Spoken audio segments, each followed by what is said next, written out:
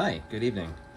I had a comment from a user who is very interested in the specifics of the warning callouts from the GPWS computer. And not just the warning callouts themselves, but also the conditions which trigger specific warning. So I have not elaborated on this, so I will cover this briefly, and then what I'll do is I will run through the specific scenarios that the commenter has given me, and I will attempt to replicate or at least answer their questions uh, to the best of what I have simulated here with my current setup. So first, a few caveats. I do not have the pilot's guide for my exact model of GPWS. I have a bit of I have the design service installation manual, which indicates all the wiring, basically how to get the system into an aircraft and make it fully operational. Some basic tests you can run. One of the questions related to, from this commenter was on what the threshold is of the tests and how low you have to breathe the ground or how high you can be, etc. So we'll cover that. But beyond those basic operational tests, not much is covered in documentation about the specifics of triggers and when those things happen. In an earlier video, I referenced this particular guide. This is the pilot guide for the enhanced GPWS, which is a later version of my what I have here. Even though it says GPWS here, you can see how it says Enhanced Ground Proximity Warning System Pilot's Guide. Mine is in fact made by Allied Signals, so this is the same manufacturer of my unit, but this refers to a unit which has more features and may have different logic applied to it than mine does. So what I present here is with a caveat that it may not explicitly apply what is in this book to my GPWS Mark V. This doesn't really call out, I believe, the exact unit. I think this calls out more of the series. Yeah, the Enhanced Ground Proximity Warning System. So this really covers sort of an entire range of EGPWSs offered by Allied Signal at the time. So this is not a model-specific guide, but more of a general operating, not so much theory, but just simple practical matters that a pilot would need to know. A pilot doesn't need to know necessarily, how the system works on the circuit level. It simply needs to understand the logic and the reasoning behind why alerts are triggered when they are, and so forth. So what this guide does is it covers pretty much every scenario of the various modes that would be could be triggered. So let's start from the top here, backing things up a bit. As you might imagine, with an aircraft, a lot can go wrong very quickly. So to make some sense of this all, what they've done is the I'll call it the GPWS. What it does is it chunks it into 6 different modes. Different modes encompass think of it as like increasing priority. So mode 1 alerts are very, very critical, things like terrain, and so on. So what this does is this breaks down all of the modes. So this is going to be kind of a talky video, but the reason for it is it will provide a lot of information regarding the specifics on what this interprets in terms of the data and when it produces certain kinds of errors. So it's going to be awkward, but I'll hold this sheet up and page up because I think it's important for folks to be able to read these things verbatim rather than have me read the entire page. So the first thing to note is, again, there are 6 modes. Some modes have subs, like there's a mode 2A, there's a mode 6C, 2B, so there's a lot to be covered in this particular topic. Let me say, though, as I said in the first video, I am not simulating every single input that is possible with this computer. The main inputs that I am missing is from the air data computer, which consists of the barometric inputs, which further consists of the airspeed, which is derived from the total pressure, so that's static and dynamic pressure derived from the pitot tube, and then there is also the climb indicator, the rate of climb. So those 2 factors I do not yet have simulated with my setup. Effectively, the computer doesn't have that input going on. One of the questions from the commenter was, what happens when you don't have those inputs? Well, what happened initially is if you ran the self-test without those valid signals, you would get errors right off the bat. Meaning you turn the computer on, um, and you would get, I believe, errors right off the bat. I'll have to test that, but I can tell you that when you run the self-test option by pressing these buttons, you will get specific failures that will repeat, and I'll go over those in detail later. Um, it basically, there's a couple different categories. You've got sync rate. I'm sorry, you've got the baro input, you've got the radio altitude input, glide slope, um, and then you have the general like malfunction for the actual unit itself. So I'll go into detail on those a little bit later. But the important thing to note is the way I have achieved this, and I don't get those alerts, is by shorting out those signals. So for example, my baro rate, all I did was simply put the plus and minus, tied them together, shorted them out to each other. That creates a null signal of 0 volts. The computer interprets that as a valid signal, but no data. So as far as the computer is concerned, when I'm flying, my climb rate is 0, and my descent rate is 0 feet per minute. Now, logically, you might think, well, if a computer takes this data and it sees that you're flying at a radio altitude of 2,000 feet, and yet your climb rate is 0, how does this computer work? Well, apparently what it seems to do is it seems to more heavily weigh the radio altimeter data over the barometric data. Now, again, the computer will give you errors initially if you don't have those barometric signals, and you'll also get the in-op light that will display pretty much permanently. Excuse me. But the computer will function, and it's, I think, by design, because if you imagine a scenario where you get a loose connection, your part of your system goes down, you don't want the whole system to go down. So in a case where maybe you've got a bad air data computer, or your pitot tube is clogged on both the input and the drain, you don't want those signals interfering with the correct and safe operation of your GPWS. Also consider the fact that GPWS is designed more to function while landing. So you're in an operating envelope that's below what you would generally need your barometric instruments for. Airspeed, of course, is critical. But as far as the ground proximity warning computer is concerned, it's not a stall rate computer. It's not something that is going to take over the plane. It is really only tasked with doing one thing, and that is creating alerts to literal physical ground beneath the aircraft. Barometric information, while important, don't really play a role in that. The reason why they are in fact used and required by the manual is because there are conditions, of course, where if your gear is down and it notices, say maybe your sync rate is too low, or your climb rate is too low, it'll produce a sync rate alert. So this is just one data point that it will pinpoint and use that incoming data to help alert the pilot. So absent that data, the system will operate because you still have many data points operational. So the key takeaway from all of this is that no one failure of any of the components will bring down the system. However, it will render the data of that system inappropriate. So, for example, before I got my roll rate, my bank angle, data plugged in, this would not create this error. Essentially, I was unable to trigger that bank angle error. That data wasn't there for the computer. The computer had no idea about it. It just assumed that I had no bank angle data. The computer didn't care. Likewise, before I put my flap switch in and my gear switch in, those switches are set by default.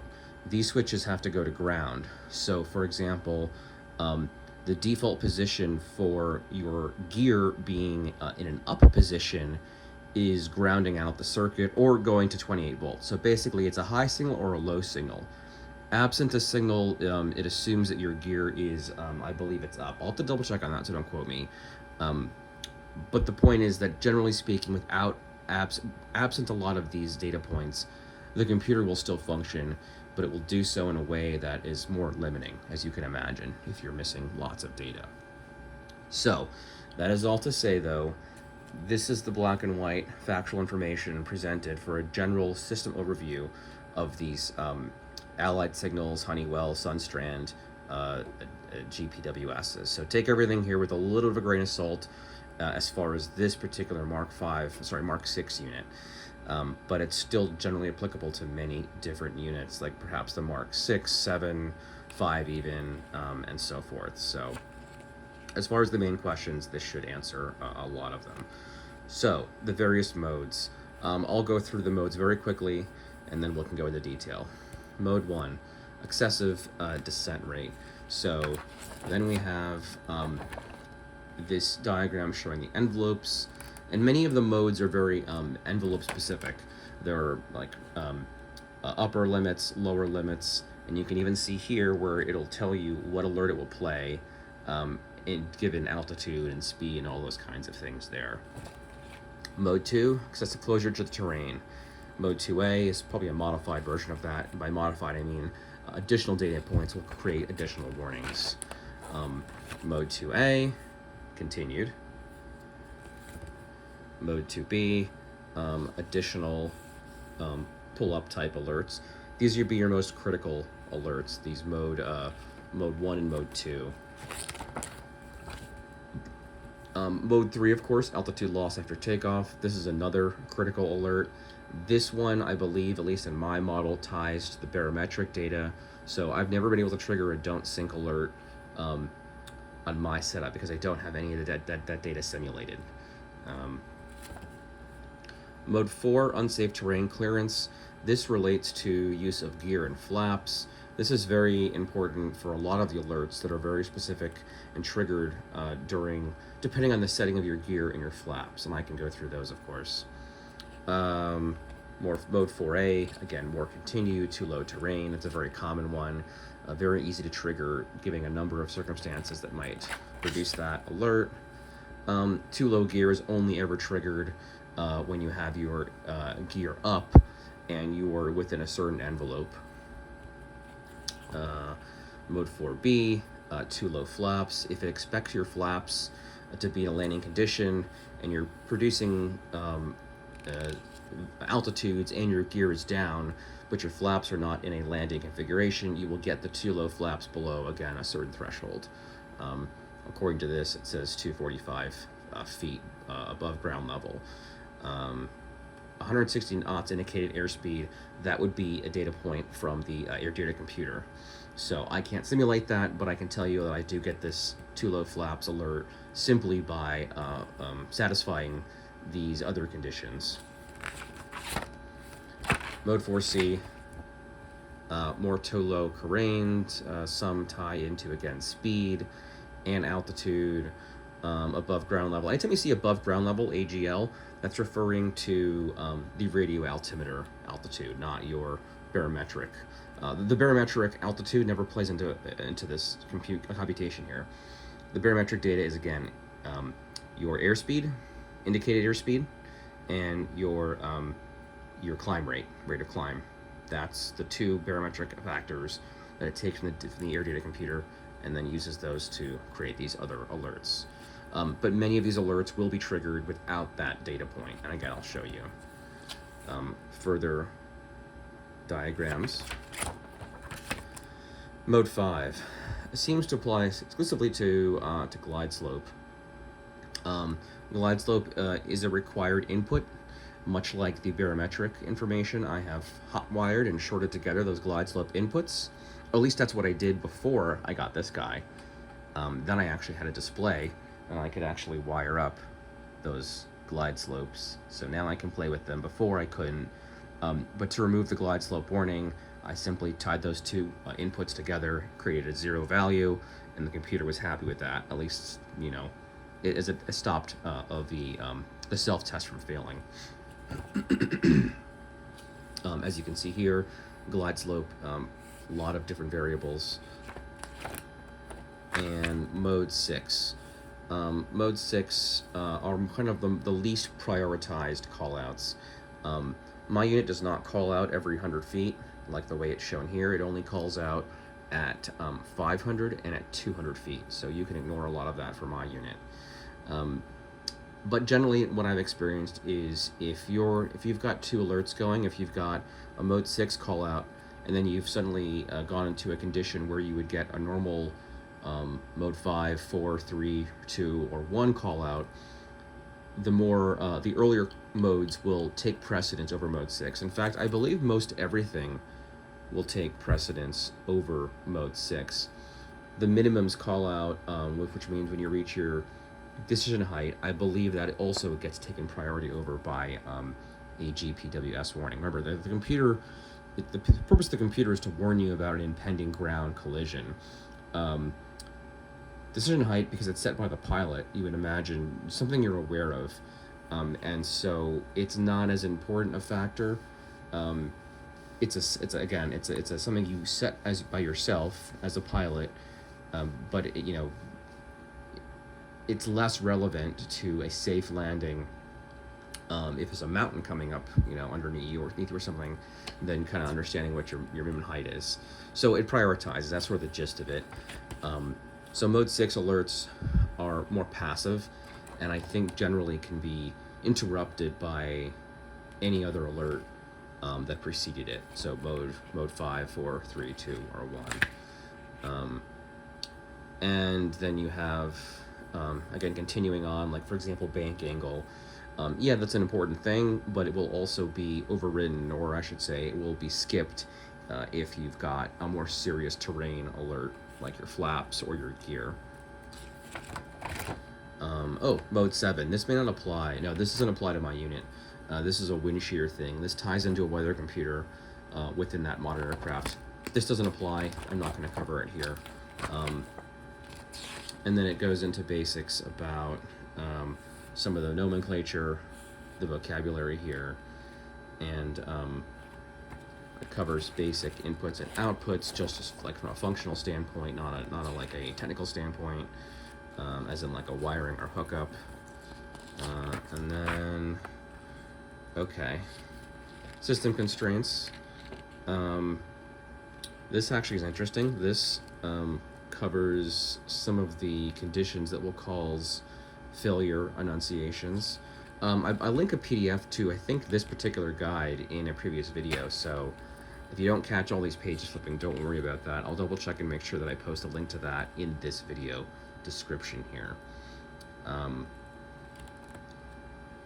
Yeah, you can see here when you run the self-test, these things will apply. Now again, this applies to a newer system.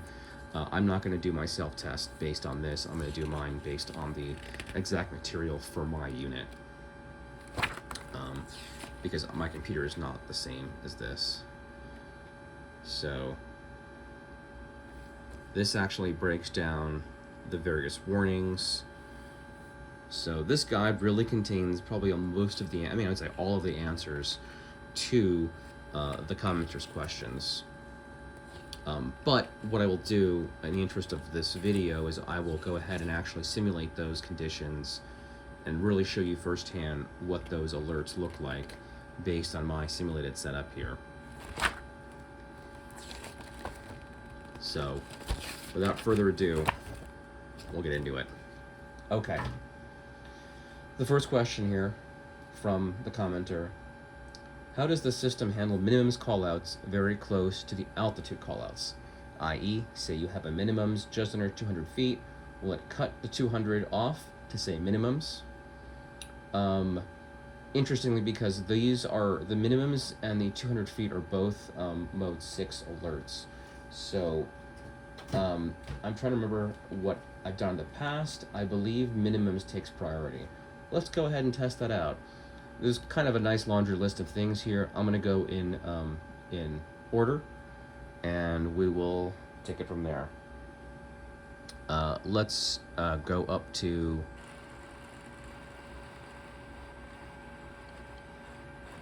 above the system height. One of the questions was where's the boundary between radar and barometric? The answer to that question would be it depends on the altimeter system, the radio altimeter system in the airplane. Remember, barometric is always in play as far as the barometric altimeter. So as far as the GPWS, in the case of this, 2,500 feet is the upper limit. So anything that happens above 2,500 feet doesn't concern this system, at least not this system. So that's the answer to that particular question. Okay, let's go ahead and bring us down. I'm going to go ahead and get us in a landing condition. And again, the question was, if I have a minimum close to 200, what will happen with those callouts? So what I'm going to do is I'm going to set the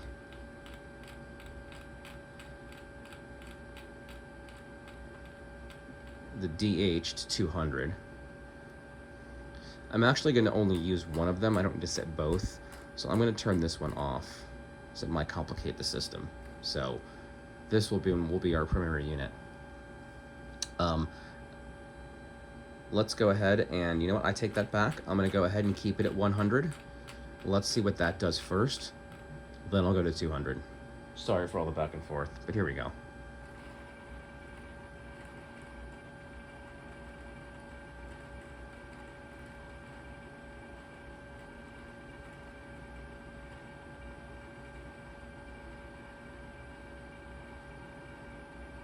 Terrain. Okay, interestingly, this normally would have called out 500, but I seem to have triggered a terrain alert. I probably went too fast. My flaps are in the correct condition. My glide slope is good. This was based solely upon my too quickly descending. And again, I don't have the air data computer hooked up to this, so this was based purely on the calculations done of my radial altimeter descent. So interesting to note.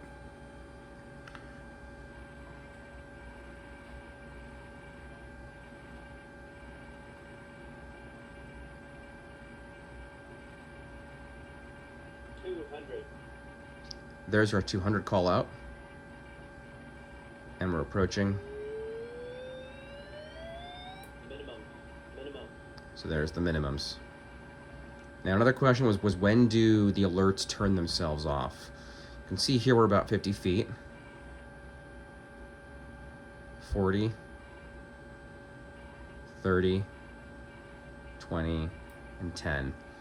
I believe the decision height turns off at around 10 feet. I think that's what it says in the manual, and it's basically what I've seen here. I believe a lot of them under 50 feet is the threshold for mini alerts, sometimes 75, but we'll go run through it and we'll see what we see. So the answer to the question is here, as you can see, when your DH is far enough away from your general minimums or general 200 and 500 callouts, they call out perfectly fine. So let's go ahead and do a situation. I'll try and get 500 to call out. Let's see, without getting an error. No. Sometimes you have to go way up to the maximum. And if I can do this slowly enough without triggering an error to get 500. If I can't get it done, I may have to reset the computer because it may sort of memorize the condition that may have been present. I'm not sure. Yeah, so 500 is not calling out. So something triggered it earlier that decided, hey, 500 is not that important. I'm going to go ahead and, put that on the back burner. Anything that might trigger a more serious warning would happen. So let's, again, go back down to 0 feet. I'll take us below ground level as kind of our reset. We'll go back up.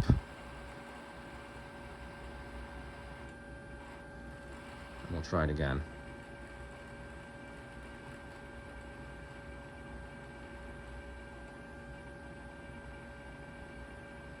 No. So 500 now, that alert triggered, as you noticed. It doesn't seem to want to trigger again. Let me go ahead and reset the computer and see if I can trigger it appropriately.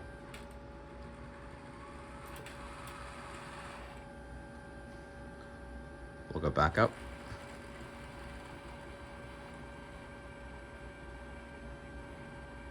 This should be good enough.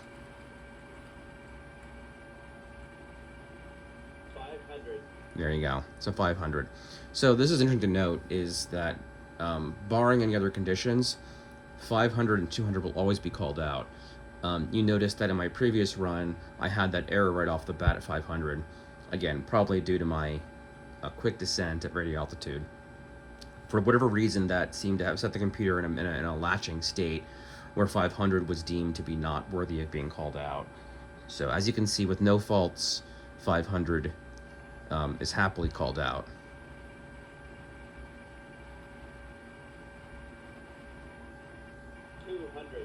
There's 200, DH, minimum. and there we go. Oh, I want to note, and I forgot to mention this earlier, that little whoop you're hearing, that little change in tone, that's not produced by the computer. That's actually a function of the 339H-6. I know it seems weird, but that audio tone is actually generated from within the Collins unit, not this. Before I got this unit, when I just had the TRT, I never heard that changing tone. The documentation indicated that there is a pre-DH warning output that gives you that tone. That's precisely what that is. So again, here it is. And it triggers at 50 feet above whatever your DH is set. Now the tone starts, and it will increase in pitch until you reach your DH. The light comes on, and then you're good. And then it resets at 10 feet. And it goes off. All right. Now, as to the question that was posed originally, what happens if your 200 and your DH, your 200 call out and your DH are identical? Let's see what that does. My guess is it will call out the minimums, which would be your DH, over the 200, the regular 200 call out. Well, let's test that.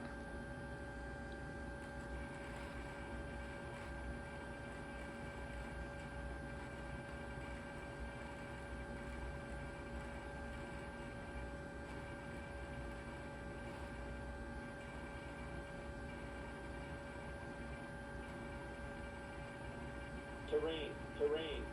Okay, so I got another warning there. 500 will probably not be called out. Nope. But it shouldn't impact 200.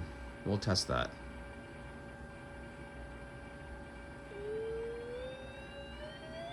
Minimum. Oh. Interesting. So it began calling out 200, but the minimums overrode it. Try that again.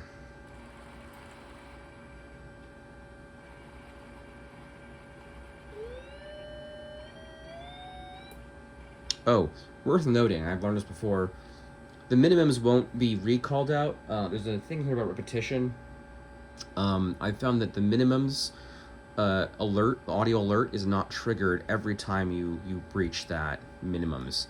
I think that's to prevent nuisance alerts. So like, for example, imagine you're flying, you're kind of feathering due to weather, you're like up, you're above, you're below, 200. You can see here that the threshold to release the DH is, I believe, 75 feet above.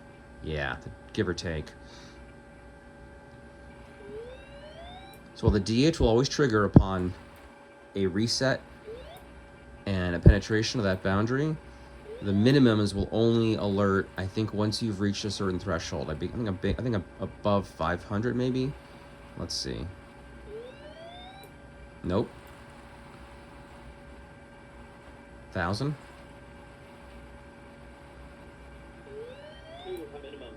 Yeah, so 1,000 feet. That's the reset for the minimums. So let me play this again now without me jibber-jabbering.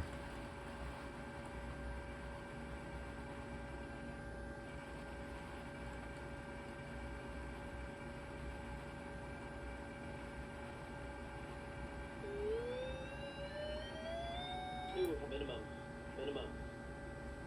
Okay. So yeah, as I thought, 200 begins a call out, minimums takes precedence. So even though both are mode 6 alerts, I believe, it would appear, yep, that both are mode 6, minimums and the callouts, would appear that the minimums takes precedence, which is logical, because, if you purposely set your minimums to something, you would want to know when you reach that very critical altitude. Whereas 200 will always sound, if you've made some exception to that, you want to know that you've again reached your own personally set altitude. This video is at 30 minutes here. We'll stop here for this video, but I will pick up right where we left off and carry on with the rest of the commenters' questions. This is a lot of a talking video. I apologize. Hopefully some folks will find this interesting. I don't think there's any other videos that cover this much detail, so bear with me here, and hopefully we'll learn something along this flight. Thank you much, and I'll see you in the next video.